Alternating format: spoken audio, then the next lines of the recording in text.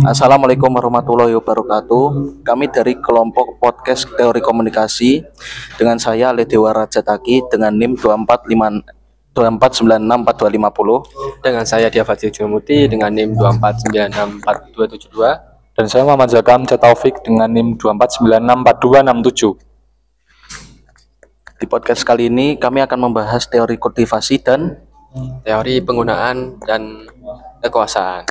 Oke, bersama narasumber kami Muhammad Zaka. Kita beri aplaus dulu.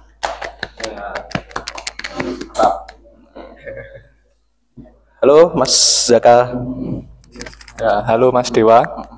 Gimana Mas kesibukannya Mas? Ya, alhamdulillah akhir-akhir ini saya sibuk jadi mahasiswa Amikom dan sibuk bisnis kapal tongkang. Oke. Daripada kita gimmick kapal tongkang, mending kita langsung ke pertanyaannya. Ya, benar sekali. Mas Joko. Ya, saya mau tanya nih. Ya, tanya apa Mas? Teori kultivasi itu apa sih menurut Mas Joko? Jadi, teori kultivasi itu adalah teori dari George Gardner yang menyatakan bahwa paparan media sosial, terutama televisi, itu bisa mempengaruhi cara pandang, sudut pandang seorang terhadap realitas dan dunia nyata. Begitu Mas. Oh ya. Contohnya kayak gimana Mas? Contohnya itu ada anak kecil yang sedang menonton sinetron bersama ibunya. Ya. Nah, dia di sana itu melihat banyak drama, kekerasan dan intrik dari sinetron tersebut. Dia beranggapan bahwa dunia nyata itu seperti itu. Banyak drama gitu Mas. Oh iya. Terus Mas Joko tahu nggak teori sindrom dunia kejam? Boleh dijelasin nggak? Nah, jadi teori sindrom dunia kejam itu adalah keyakinan bahwa dunia ini lebih kejam daripada kenyataannya. Karena apa? Karena sering nonton kekerasan di media sosial gitu. Terus sampai saat ini masih relevan nggak kira-kira? Kalau masih relevan, sangat masih relevan.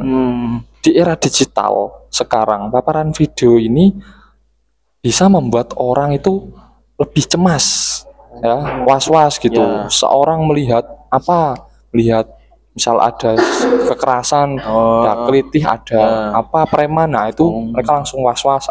Ada gempa bumi padahal jauh, nah itu mereka langsung berpikiran overthinking. Berarti gitu. Parnoan ya gitu. Parnoan gitulah. Terus kan teori kultivasi ini seringkali dianggap melihat audiens sebagai pihak yang pasif. Terus Benar. Gimana, apa aja sih kritik dari masyarakat? Terus bagaimana para ahli menanggapinya? Nah, jadi kritiknya ini tuh teori ini terlalu menyederhanakan pihak audiens. Seolah semua orang menyerap pesan media itu secara sama. Oh iya. Nah, para ahli ini menambahkan konsep resonansi dan penguatan.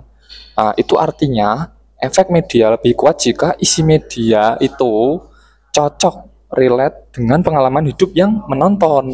Nah, misal ada media kekerasan atau hiburan atau media apapun itu yang nonton ini juga sedang mengalami itu atau habis mengalami sesuatu hal itu. Nah, jadi itu cocok. Jadi tidak bisa disamakan Mas. Semua orang itu beda cara sudut pandangnya gitu.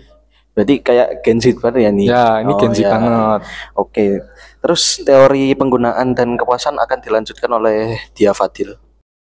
Oke Mas Joko, di sini saya ingin bertanya Mas Joko. Baik. Apa itu teori penggunaan dan kepuasan? Nah, teori penggunaan dan kepuasan ini adalah teori yang menggambarkan bahwasanya audiens itu sebagai pihak aktif, ya. Kalau tadi yang pasif, kalau sekarang sebagai pihak aktif, mereka memilih media untuk memenuhi kebutuhan mereka seperti hiburan, informasi, bahkan pelarian dari stres atau bahkan ya menemukan identitas sosial mereka sendiri, begitu. Gitu ya Mas. Ya. Terus selain kekerasan, jenis konten apa lagi yang dapat mempengaruhi audiens secara kultivasi?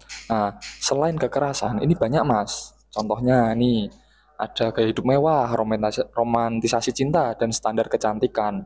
Bisa menanamkan keyakinan yang kuat. Jadi misalnya ada seorang influencer yang sering flexing begitu. Nah, itu bisa mempengaruhi cara sudut pandang seorang yang menonton begitu.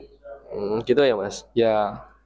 Terus bagaimana perbedaan latar belakang dan dapat mempengaruhi tingkat kultivasi dari mereka yang diterima mereka? Nah, jadi latar belakang sosial itu mempengaruhi tingkat kultivasi. Nah, contohnya gini Mas, ada seorang yang melihat konten misal tentang hoax, tapi yang melihat itu orang kota, ya, berpendidikan lumayan tinggi. Nah, dia agak skeptis, bahkan dia bisa langsung tidak percaya. Berbeda halnya jika yang menonton itu dari pedesaan, dan mohon maaf Ya. jika yang nonton itu juga berpendidikan rendah. Nah, itu langsung percaya. Gitu kan, banyak yang nyebar-sebar hoax yang bahkan sekarang itu ada deepfake gitu kan. Ada apa?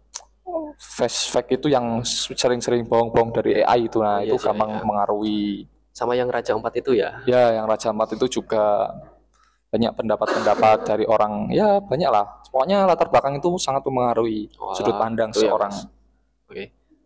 Oke, terima kasih ya Mas Joko atas segala informasi yang telah diberikan. Ya, sama-sama. Saya juga terima kasih sudah diundang di podcast kali ini. Ya, kapan-kapan datang lagi ya Mas. Siap, Mas.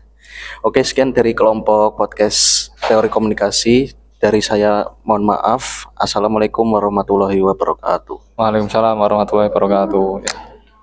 Terima kasih, Mas. Sudah ya, Mas.